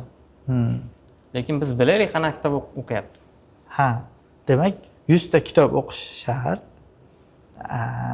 Tavsiya etilgani bor, lekin o'zi ham o'qisa bo'ladi 100 ta. Aha, tushunarli. Muhimi kitob o'qisa bo'ladi. Shunaqa. Endi misol uchun bo'lmag'ir qaysidir foydasizroq kitoblar bo'ladigan bo'lsa, biz unga nima foyda olding deb so'raymiz-da. Ya'ni yo'naltirib turasiz baribir. Javob ololmasa, demak bunaqa kitob o'qimagan keyingi safarga deb tushuntirib o'rgatishimiz mumkin, yo'nalish berishimiz mumkin. Yaxshi. Keyingi savolim o'sha to'garaklar tadbirkorlik haqida. Bola pul ishlaydi dedingiz, to'g'rimi? Pul ishlaydi, puli kimga qoladi savol? O'ziga qoladi. Demak, o'ziga. O'sha boshidan mana sherikchilikda qilinadi, u sinf bo'yicha. 30 kishi, misol uchun 20 kishi bo'ladigan bo'lsa, 20 kishi plus ustoz, 21 kishi shartnoma tuzadi. 30 kishi mana shuncha foizdan ulushimiz bor. Shu biznesda sherikchilik shartnomasini tuzishadi realni o'tirib. Va kim qaysi joyiga javob beradi. Uni ham o'sha org strukturalar bor-ku, tizimlashtirsak, hammasini bir-bir qilib chiqishadi. Ishni boshlashadi, produkt yaratishadi. Hamma ishda o'zlari qatnashadi. Biznes ichidan qilishadi-da ular. O'shanaqa. Keyin o'sha foydani haligi birinchi lavozim bo'yicha oyligini oladi. Keyin qolgan foydani asosiy sifatida foizga ulushga qarab bo'lib olishadi. Demak, hazillashmayapsiz. Maktab payti pul topadi, yaxshi. Aynan maktab pul topishga, biznesga yo'naltiriladigan maktab. Zo'r kelajakda biznes qilib ko'rish kerak bir martaga bo'lsa ham va u bir martaga boshlagan paytda qanday qilishni bilish kerak-da. Tajribasi bo'lishi kerak. Hech bo'lmasa qanchadir miqdorda immunitet bo'lishi kerak. Immunitet bo'lishi kerak. Bizga o'xshab shapaloq yeb. Keyin shunaqa qilinar ekan deyish kerak emas-da. To'g'ri. Yaxshi. Zo'r. Maktab radiosi, gazeta, debat degan narsalar ham bormi? Maktab alohida maktab radiosi va maktab gazetasi bo'ladi. Ya'ni aytyapman-ku, o'sha hamma narsa men o'zimni farzandim qanaqa maktabga berardimdan kelib tuzilganda, kelib chiqib tuzilgan. Idealingizdagi maktabni quryapsiz. Idealimdagi maktabda maktab gazetasi bo'ladi. Va uni alohida muharriri bo'ladi. Uni ichida yozuvchisi bo'ladi. Gazetada kimlar bo'lsa o'shalar bo'ladi va uni maktabdagi o'quvchilar o'zi tayyorlashadi. Bu o'quvchilar o'zi qiladigan ish. O'shanaqa. Va maktab o'sha alohida bo'limlar bor. Mana bo'limga bunaqa, misol uchun o'quvchi she'r yozsa, she'r yozdi aytaylik o'quvchi. O'sha gazetada chiqaramiz she'rini. Yoki hikoya yozsa, hikoyasini chiqaramiz. Yoki qaysidir kitobni o'qidida, endi o'sha kitob bo'yicha o'zini xulosalarini yozyapti. Kitob bunaqa ekan, menga yoqdi, ichida bunaqa deb yozdi xulosasi kitob haqida. Buni ham chiqaramiz. Bolalar o'zi yozib chiqaradi shu narsani. Va bir oyda bitta nusxasini chiqarib, shuni har bitta sinfga tarqatib, kutubxonaga bitta qo'yib, o'zimizga esdalik bo'lib qoladi maktab jurnali sifatida. Maktab gazetasi sifatida. O'shanaqa. Va chiqishidan oldin o'zimiz ma'muriyat bir ko'rib chiqamiz. Misol uchun bo'lmag'ir narsa chiqarib qo'yishi mumkin balki. Masalan, sevgilisiga xat yozib qo'ygan bo'lsa, shunaqa narsalarni ko'ramiz, baribir oxirida bir nazoratini ko'rib, keyin chiqaraveramiz narsani. Maktab radiosi bor. Radioda ham shunaqa alohida xodim o'zlaridan biriktiriladi, yordamchisi biriktiriladi va alohida bo'ladigan radiodagi ko'rsatuvlar haligi programmalarda ro'yxati bo'ladi va unda nima deyilishi oldindan tuzilib bizga taqdim qilinadi. Biz uni tasdiqlab berganimizdan keyin qilaveradi. Shunaqa. Endi bu nimaga foyda deydigan bo'lsangiz, bu o'quvchilarni yana bir ko'nikmasini rivojlantiradi. Ya'ni gapirish ko'nikmasini, jamoat oldida fikrini erkin bayon qila olish ko'nikmasini rivojlantiradi. Hozir o'ta kerak bo'lgan narsa shu, chunki bolalar ijtimoiy tarmoqlar borligi uchun yildan yilga odamov bo'lib ketib qolyapti. Ya'ni borib ana bola bilan so'rash, salom alaykum qil desangiz qo'rqadi. U yeb qo'ymaydi buni, lekin qo'rquv borda. O'sha narsani yengib, odamlar bilan tez chiqishib keta oladigan, ya'ni communication skills deymiz, shu narsa ham rivojlanadi buning ichida. Bu ham bitta proyekt bo'ladi. Proyekt ichida odamlar bir-biri bilan muloqot qilib, xuddi ishga ham tayyorlanadi bular kelajakda. Menga shunday tuyulyapti o'sha gaplaringizdan bitta alohida dunyo shunday alohida xona ajratamiz. Bu har bitta sinfda yoki koridorda alohida kolonkalar bo'ladi. O'sha kolonkalardan radioni ovozi eshitiladi. Shunaqa. Zo'r. Keyin xodimlar konsepsiyasida meni qiziqtirgan narsa, ustozlarimiz yaxshi mashinalarda yurishi kerak degan narsa e'tiborimni tortdi. Ustoz va boylik. Shu haqida nima deysiz? Ko'pchilik tarixda, kitoblarda ko'p ustozlar kamtarin hayotni tanlagan. Ba'zi birlari bor, o'sha boy yashashgan, lekin aksariyati kamtarlikni tanlashgan. Nimaga konsepsiyada bunaqa holat sizda? Qarang, men sizga tushuntiraman. Konsepsiyada aniq yozgan narsam, o'ylab o'tirdim va bitta narsa bor. Davlatni ustozlarga qilayotgan muomalasiga qarab, davlat kelajagini bila olaverasan degan gap borda. Endi ustozlarimiz hurmat qilish kerak, hurmat qilish kerak, hurmat qilish kerak, hurmatni joyiga qo'yish kerak deyorsiz, bu faqat gapda. Amalda nima qilyapmiz? Amalda bo'lish kerak bu narsa va bolalar birinchi ko'rgan, misol uchun, o'qituvchisini o'sha mashinasiga yoki telefoniga, o'sha narsasiga qarab, sekin shakllantirib borar ekan muomalani. O'shaning uchun ustozni haqiqatdan ham hurmat qilish kerak demasdan turib, aytmasdan turib hurmat qildirmoqchi bo'lsangiz, ustoz yaxshi sharoitda yashashi kerak, yaxshi mashinada yurishi kerak, yaxshi telefonlar tutishi kerak, yaxshi joylarga sayohat qilish kerak. Va biz alohida shu konsepsiyada ustozlar uchun, xodimlar uchun degan joyga shuni yozib qo'ydik. Ustozlarimiz o'sha inomarka mashinalarda yurish kerak deb aniq qo'ydik. Endi birdan qila olmaymiz, to'g'ri, lekin sekin astalik bilan shu ustozlarni shunaqa mashinalarda kelsa, misol uchun biz universitetda o'qiganimizda, universitetimiz oldida dahshat inomarka mashinalari turardi-da. Birinchi borib, "O" deganman, u hammasi o'quvchilarniki ekan. Men o'qituvchilarga deb o'ylaganman-da. O'qituvchilar avtobusda keladi yoki metroda keladi, shunaqa holat. Endi bunaqa bo'lgandan keyin o'qituvchini hurmat qilish qiyinroq. Baribir qaraydi, status o'ynab qo'yadi rol. O'shaning uchun o'qituvchilarni rostdan ham hurmat qilish uchun ularni o'sha moddiy tomonlama ham kuchli qilib qo'yish kerak. Ya'ni o'quvchi nimani tan olsa, o'sha tomonlama kuchli bo'lishi kerak o'qituvchi. Shunaqa. Va o'sha narsani men o'zimda misol telefonim Samsung bo'lgan, oddiy. Va o'sha paytda ham iPhone olishga qurbim yetardi, lekin iPhone olmasdim. iPhone faqat status uchun derdimda, olmasdim. Va keyin o'sha narsani tushunganimdan keyin o'qituvchini o'sha birinchi ko'rganda hurmat qilish uchun telefoniga, mashinasiga qarar ekan deb turib, keyin iPhone olganman. Faqat bitta sabab shu o'zi, iPhone olishimga. O'shanaqa. iPhone olganman va o'sha o'quvchilar ko'rib, o'sha muomalasi bilan boshqacha bo'lib, chiroyli hurmat qilib, yangi kelgan o'quvchilar ham o'shanaqa bo'lib ketadi. Tushunarli. Shunaqa. Birinchi taassurot baribir yaxshi qoladi shunda. Yaxshi.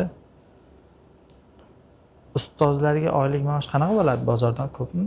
Albatta. Endi shu misol uchun bozor deganda va davlat maktabini aytayotgan bo'lsangiz, davlat maktabi bilan bir xil beradigan bo'lsak, unda nega bizda ishlash kerak? Albatta ulardan ko'p berasiz, shunda o'tadi sizga. Va ulardan ko'p berganingizdan keyin mana bu kuchli mashinalarda yoki chiroyli telefon, sayohatlar qila oladi-da.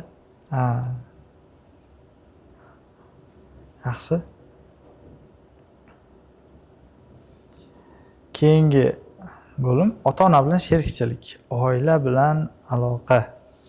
Nimaga ota-onalarda mijoz emas, sherik deysiz?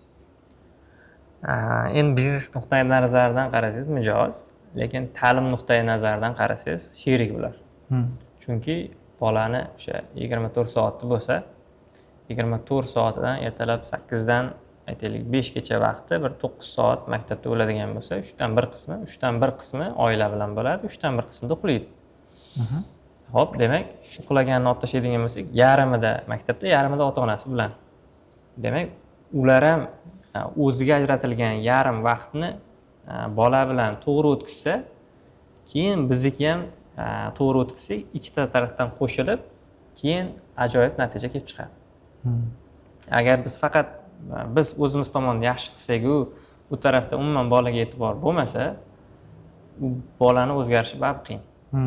Tasavvur qiling, mana aytaylik, bo'lgan holatlarda bola keldi maktabga va 5 gacha telefon ishlatish mumkin emas. Telefon olib qo'yilgan. Bizda telefon ishlatish mumkin emasda. Olib qo'yiladi va ketayotganda beriladi. Lekin 5 ta telefon olgan bola kech payt 1 gacha o'ynab chiqdi haligi telefon. Nazorat yo'q. Endi u uyqusirab ertalab maktabga keladi. Uje energiya yo'q, uyqu yaxshi emas, darsda ham qatnashish yaxshi bo'lmaydi. Uje maktabga ta'sir qilishni boshladi bu narsa. O'shaning uchun bu 3 tomonlama, ustozlar ham aytadi, 3 tomonlama bu 3 burchak deydi. Ya'ni ota-ona, maktab va o'quvchi. O'shaning uchun mana shu tarafini ota-onalar bilan gaplashamiz. Alohida qo'llanma ham qilganmiz bu haqda. Alohida qo'llanma bor ota-onalarga nimani qanday qilish kerakligi bo'yicha shablonlar mana bu holatda bunday qiladi degan joylarigacha tuzib, biz ularga ota-onalar manual degan qo'llanmasi bor, shuni beramiz. Ota-onalarda ham o'shanaqa yo'l-yo'riq ko'rsatib ketasiz. Yaxshi. Ota-onalar o'sish dinamikasidan boshqa yana nimalar ko'radi farzand to'g'risida? Masalan, davomat. Albatta davomatini ko'rib turish mumkin. Va men texnik tomonlarini hali bilmayman, lekin maqsadimiz o'sha kameralarga dostupni ota-onalarga ham berish.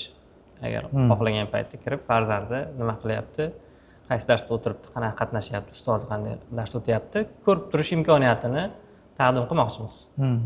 Buni endi albatta o'sha texniklar bilan, aytishliklar bilan imkoniyat yo'lini topib, ularga taqdim qilamiz. Shu narsalar ko'rish mumkin, davomatini ko'rib turish mumkin. O'shana o'zimizda alohida platformamiz bor, uni ichiga kirib, nechta o'yini bor, qanaqa axloqiy ball ayrildi, nima qilib qo'yuvdiki, shunaqa bo'ldi. Shunaqa narsalarda ko'p narsa bor. Ichida imkoniyatlari bemalol ko'rib tanishib chiqish mumkin odam. Yaxshi. Demak, to'liq nazorati. Agar qanaqadir shikoyati, takliflar bo'ladigan bo'lsa, maktabga kelmasdan turib ham o'sha yerdan yozsa, o'zim shaxsan o'qib chiqaman. To'g'ridan to'g'ri meni nimamga kelib tushadi. Elektron pochtamga kelib tushadi u shikoyat, takliflar. Xo'p, tutorlar bor ekan, Yoniskulda. Asosiy vazifalar nima tutorlarda? Qarang, an'anaviy maktabda sinf rahbari bor. Sinf rahbari dars ham o'tadi. Lekin aslida sinf rahbarining vazifasi boshqa. Va shuning uchun ham masalan sinf rahbarining darsida qaysidir mavzular muhokama bo'ladi, hali dars qolib ketadi deysiz. Maktab paytini eslasangiz, aytaylik u matematika o'qituvchisi bo'lsa, sinfini axloqi, odobini muhokama qilib, hali matematika darsi qolib ketadi. Aslida bunaqa bo'lish kerak emas. Shuning uchun tutor bizda dars o'tmaydi. Tutor xuddi sinf rahbari, lekin dars o'tmaydi. Va o'sha bolani o'sha ertadan kechgacha yurish turishi, nima qilyapti, nima qilmayapti, to'liq nazoratini mana shu tutorga yuklanadi. Ota-onalar bilan bizni o'rtamizdagi muloqot qiladigan odam ham shu. Qanaqa muammo bo'ladigan bo'lsa, tutorga aytiladi. Qanaqa taklif bo'ladigan bo'lsa, tutor bilan aytiladi, tutor orqali ustozga aytiladi. O'shanaqa. Qisqa qilib aytadigan bo'lsak, tutor bu bolani maktabdagi onasi yoki otasi. Erkak kishi bo'ladigan bo'lsa, shunaqa. Zo'r. Yaxshi.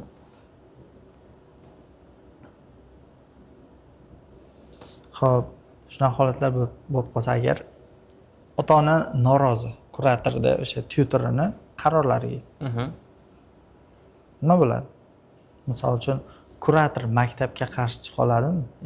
Odatda endi xodimlar baribir mijozlarga nisbatan ko'proq tushuntirishlar beriladi. hech kim o'zini ishxonasiga nisbatan qarshi ular fikrlar, holatlar deyarli kam ko'riladi. Kuratorlar nima qiladi? Kuratorlar vazifasi aslida bolani himoya qilish.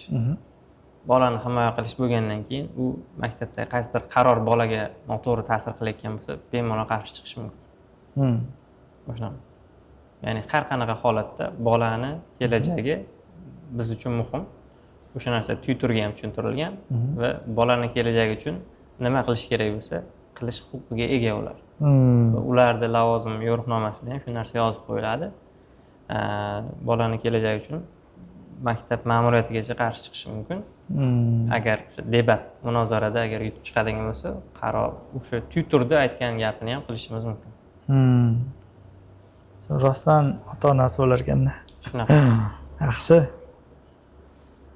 Zo'r. Endi umumiylashtirib savol bersam, bitta gap bilan, misol uchun agar singlimni misol 0-sinfdan sizga bersam, kim bo'lib chiqadi? Xo'p, 0-sinfdan beradigan bo'lsangiz, hayotga tayyor, shaxsiyati rivojlangan shaxs bo'lib chiqadi. Hayotga tayyor inson bo'lib chiqadi. Har tomonlama. Har tomonlama. Ya'ni kelajakda nima bo'lishini bilmaymiz. Misol uchun qaysidir kasbga tayyorlaydigan bo'lsangiz, bu kasb yo'qib ketishi mumkin-da. Va bu holatda agar bitta kasbga tayyorlangan odam o'sha kasbi yo'q bo'lib ketsa, nima qilishini bilmay dovdirab qoladi, hayotda o'zini yo'qotib qo'yishi mumkin. Bu biz tayyorlaydigan inson hayotga tayyor deganimiz, nimadir o'zgarish bo'lib ketsa, hayotda u maksimal moslashib ketadi tez. O'shanaqa. Shuning uchun biz uni ko'nikmalariga e'tibor beramiz, asosiysi ko'nikmalarni rivojlantirishga. Endi sal sizga qiyinroq, noqulayroq savol. Bu konsepsiyadagi zaif joy nima deb o'ylaysiz mana? Biz hozir mana men savol beryapman, siz tushuntirib beryapsiz. Endi himoya qilyapsiz, to'g'ri aytsak. Men hujum qilyapman, siz himoya qilyapsiz. Lekin o'sha tuzgan odam yaxshiroq biladi. Zaifliklar qanaqa buni? Zaif joy amalga oshirishni. Amalga oshirish. Hamma ham misol uchun o'sha men o'ylagan konsepsiyani men o'ylaganda tushunmasdim. Va aytaylik, baribir ham 40 soatlik darsda men tushuntirib beryapman, lekin men tushungan narsani bu 100% baribir o'tmaydi yo'q. 80-90% bu o'tishi mumkin yoki undan pastroq o'tishi mumkin. Va amalga oshirish kelganda yana u 70-60% ga tushib ketishi mumkin. Shu bo'lishi mumkin konsepsiya. Asosiy zaiflik va yoki o'sha konsepsiyani amalga oshiradigan joylardagi bo'lishi mumkin insonlar. Lekin shu narsani o'yladim, lekin hali endi amalda qilganda ko'ramiz yana qaysi joyi zaif ekan. Amaliyot ko'rsatib beradi. Ming zo'r reja tuzganingiz bilan amaliyot ko'rsatadi sizga nima bo'ladi. Yo'l aka. To'g'ri. O'shaning uchun ham men ancha yillardan beri xususiy maktab yurgizib kelgan ustozlarim bor. Ularni haligi xatolarini so'rab o'rganib, qayerda xato qildingiz?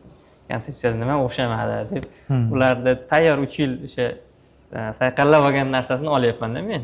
Shuning uchun sizga mukammaldek tuyulyapti. Lekin aslida bu 3 yil sayqallanib bo'lgan narsa. Ya'ni amaliyotda o'tib kelyapti ularda. Uni tayyor olib, o'zim amaliyotda qo'llaganimda yana qanaqa muammo menda kuzatilishi mumkin. Buni endi keyinroq ko'ramiz. Tushunarli. Yana bitta zo'r savol bor. Bitiruvchilar mana chet ellik tayyorlayapsiz, to'g'rimi? Aqalda chetga eksport qilmayapsizmi? O'zi qaytadimi bolalar? Misol uchun qaytishini ham hisobga olganmisiz?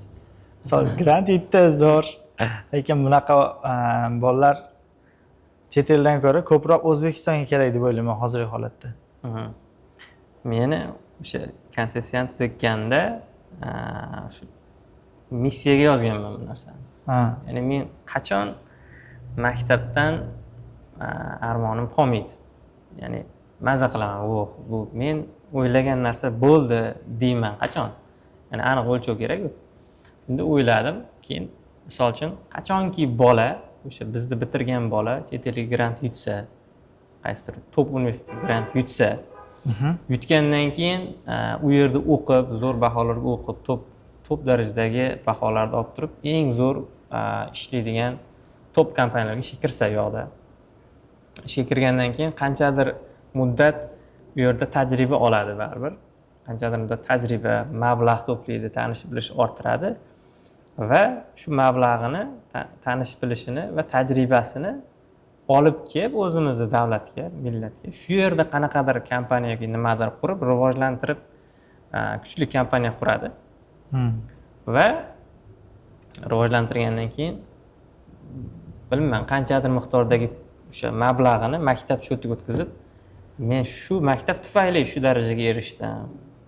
Mana shu rahmatim sizlarga mana deb o'sha qanchadir miqdorda bizga xayriya qilsa maktabimizga, shunda men armonim yo'q deyman.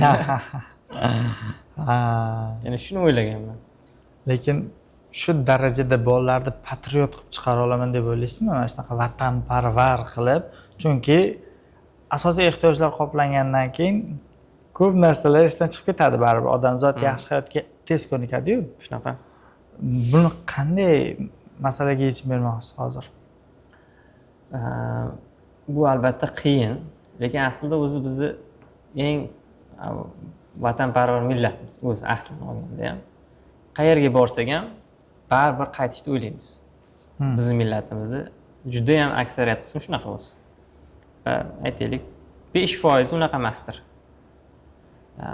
Men o'ylayman, o'zi qiladigan ishimiz ko'p emas. O'zi bolalar o'zi patriot, lekin shunda ham nimadir qilishga harakat qilib, qanaqadir dardni yuragiga joylab yuboradigan bo'lsak, maktabning ichida shunda ular o'sha dard bilan yurib, o'sha mana shu narsani qilishim kerak degan maqsadda yana qaytib kelishi mumkin bu yoqqa. Shunaqa. Endi buni bitta narsa bilan aytib berish qiyin. Aytyapman, o'sha bu individual, bolaga bog'liq-da. Bolada qanaqa dard bor, o'shani siz yana ham achitib qo'yasiz, tirnab qo'yasiz.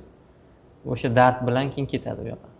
Va shuni men tuzatishim kerak, qaytishim kerak vatanimga deb, shunda ko'proq o'rganib, ko'proq tanish bilish, pul bilan, mablag' bilan qaytib kelib, shu muammoni yechishga harakat qilishi mumkin. Tushunarli. Hali gap esimga tushib ketdi. Sen uydan ketishing mumkin, uying lekin sendan hech qachon ketmaydi deydi. Shunaqa. Baribir hozir ketganlari baribir ota-onasi bor, asosiy qaytishga majbur qiladigan narsa. Lekin agar sezadigan bo'lsak, baribir seziladi. Maktab payti qaysidir bola qaytib kelmayman, o'sha yerda qolib ketaman deydigan bo'lsa, endi bu bola bilan alohida ishlanadi.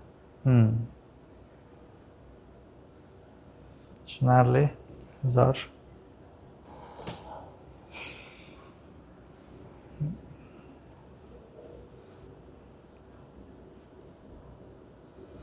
Shunaqa. Hattoki bir narsa esdan chiqib qolibdi. Chet elga bora oladi, imkoniyati bor. SAT'si bor, IELTS'i bor. Lekin chet elga chiqsa, buzilib ketish xavfi bor bolalar bor. Qadriyati mustahkam emas hali. Hali o'rganadigan milliy qadriyatlarimiz, axloq, odob qoidalari, normalarni hali mustahkam ildizigacha, qalbigacha singmagan bo'ladigan bo'lsa, bu bolalar tavsiya qilmayman chetga jo'natishga. Chunki u chet elga borib, o'zgarib, noto'g'ri oqimlarga kirib ketishi mumkin-da. Shunaqa xavf bo'ladigan bo'lsa, hechkina jo'natmay qo'yavering deb tavsiya qilamiz uydagilarga. Yana ham yaxshi. Bolani holatiga qarab borish bormasligi aniq bo'ladi. Lekin o'sha maksimalni biz 11-sinfgacha shu joyini ham hisobga olishimiz kerak. Shu narsani to'g'rilab, tayyorlab borishimiz kerak-da. Zo'r. Xo'p, qarang. Suhbatning oxiriga shu men o'zim tanga savollar yig'ib kelganman. Savollar yaxshi. Ota-onalar tomonidan beriladigan hozirgi konsepsiya haqida gapirdik. Ko'pchilik tushunishi mumkin, tushunmasligi mumkin. O'sha konsepsiya Jahongir aka maktab haqida to'liq qanaqa orzu qilgan bo'lsa, hammasi o'sha qog'ozga tushirilgan va amalda qo'llaniladigan bitta loyiha deb tushunib olsanglar bo'ladi. Xo'p, men endi o'zim savollarimga qaytadigan bo'lsam, men ota-onaman hozir. Shunaqa rol model o'yin o'ynaymiz siz bilan. Qisqa savollar beraman. Aniq lo'nda ota-onalar yana ham aniqlashtirib olishi uchun. O'zi shunaqa berishingiz kerak-da savolni. Lekin konsepsiya haqida gaplashganimiz yaxshiroq bo'ldi. Baribir ichkaridan ko'rsatib berilgan yaxshi deb o'ylayman. Chunki maktab ochilyapti. Biz faqat tashqaridan Johnny School ochilyapti, qabul ochilyapti, rus sinflar, ingliz sinflarni ko'ryapmiz xolos. Lekin ichkaridagi manzarani siz ko'rib turibsiz-da. Shunaqa. Hozir podkast ko'rgan odam maktabni ko'rib oladi. Menimcha shunaqa deb o'ylayman, yaxshigina tasavvur shakllanadi. Hop, savollarga keladigan bo'lsak, birinchi savolim nega bu maktabni tanlashim kerak degan savol edi. O'zimcha farqlarni ajratib oldim. Asosiy 3 ta sabab. Shuni yig'ib qo'ysak nima? Jahongir aka, shu o'rtaga. Asosiy 3 ta sabab, agar farzandingizni chet elda o'qitmoqchi bo'lsangiz, bo'lib ham Amerika yoki Xitoy yoki Yevropadagi top universitetlarda bo'lsa, bizga bersangiz bo'ladi, chunki boshqa maktablar asosan O'zbekiston universitetlariga tayyorlaydi. Chet universitetlar. Chet universitetlar. Birinchisi. Ikkinchisi, fikrlaydigan inson yetishtirmoqchi bo'ladigan bo'lsangiz, bizga berishingiz kerak.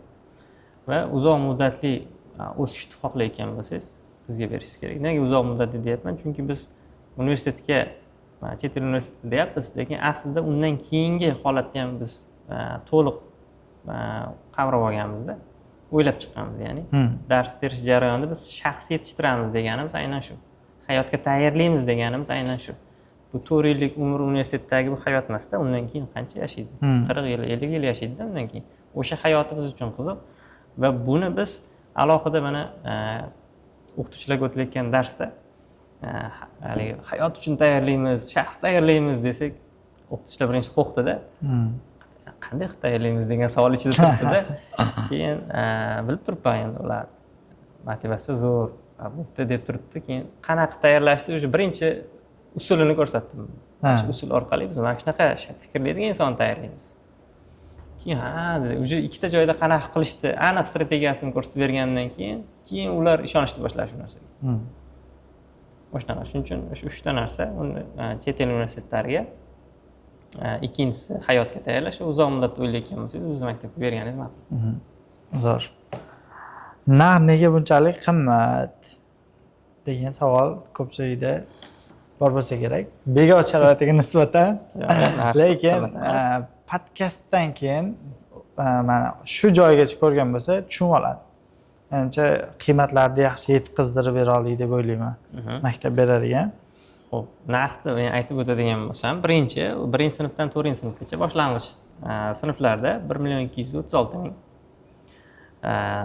o'rta sinflarda 1.648.000 va yuqori sinflarda 2.048.000, 2.060.000. Xo'p, buni endi alohida hisoblab chiqdik. Har bitta sinfda ketadigan resurslari bu o'qituvchilar bizda. O'qituvchilarga qanchadan oylik berishimiz kerak, qancha yo'naltirishimiz kerak, hammasini hisoblaganda yuqori sinflarda o'sha katta resurs ketar ekan, kuchli o'qituvchilar ketar ekan. Chunki ularga alohida 9-sinfdan boshlab SAT chuqurlashtirilishi kerak, matematika, ingliz tili, 7+ tayyorlanishi kerak, asosiy narsalar. Shuning uchun ko'p resurs ketganligi uchun ularning narxi shu 2.060.000 bo'lgan. Kichkina sinflarda nisbatan resurs kamroq ketganligi uchun, o'qituvchilar kamroq ketganligi uchun bu arzonroq chiqqan qolganlarga nisbatan. Xo'p, endi 1.600.000 o'rta sinflarga. Ba'zilar 1.600.000 desangiz 1 yilgami deyapti-da. Endi hisoblab ko'rsangiz 1.600.000 10 oyga bo'ladigan bo'lsak, oyiga misol uchun 160.000 to'g'ri kelyapti-da, 160.000 bir oyga. Ovqatiga ham yetmaydi bu narsa, to'g'risini aytsa. Ovqati hamchida bizda. O'sha bir mahal obed beriladi, kichkina sinflarga rejalashtiryapmiz, polniga ham berish. Chunki ular qorni tez ochib qoladi. O'shanaqa. O'shaning uchun bu xususiy maktabda resurs ko'p ketadi, majburiy xarajatlar ko'p. Ya'ni o'qituvchiga aniq oylik berishingiz shart. O'quvchingiz bo'ladimi, bo'lmaydimi? Misol uchun bitta bo'ladimi, 3 ta bo'ladimi, berishingiz shart-da bu narsani. Shuning uchun risk juda katta maktabda va majburiy to'laydigan xarajatlar juda ko'p. O'shanaqa. Agar misol uchun va bu biz topayotgan pulimizni biz yana reinvestitsiya qilib, qayta sarmoya kiritib, o'qituvchilarga sarflaymiz, binoni resurslarini yaxshilashga, sharoitni yaxshilashga sarflaymiz o'sha narsalarni ham yana qaytib. Ya'ni yana o'ziga sarflaysiz. Shunaqa. Endi arzon, ko'pincha misol uchun arzon maktab qilaman desangiz, yo kuchsiz o'qituvchi olishingiz kerak, yoki bitta sinfga ko'proq o'quvchini sig'dirishingiz kerakda. Shu ikkalasidan bittasi. Misol uchun arzon o'qituvchi olsangiz ham ko'nmaydi ota-onalar. Chunki kuchsiz o'qituvchi bo'ladi. U ko'pincha arzonga ishlasak, demak kuchsizroq o'qituvchi bo'ladi. U yaxshi bilim bermasligi mumkin. Bunga aniq ko'nmaydi. Endi sinfda ko'proq o'quvchi qiladigan bo'lsangiz, shunda endi sizni qoplashingiz mumkin moliya tomonidan hisoblasa. Unga ham ko'nmaydi. Chunki maktab davlat maktabidan farqi bor unda deydi-da. O'shaning uchun xususiy maktablarga davlat hech qanaqa yordam yo'q. Mana davlat maktabi har oy oyliklarini o'qituvchilarga berib turadi. Yoki hozir mana xususiy bog'chalarda yankasini yoki ovqat pulini oyliklarini beradi davlat. Lekin xususiy maktabda narsa yo'q. Bitta foyda bizga ustunlik tarafimiz soliqlardan ozod qilingan tarafi bor. Shu ustunligi bor xolos. O'shaning uchun o'zimizni o'zimiz qoplashimiz kerak.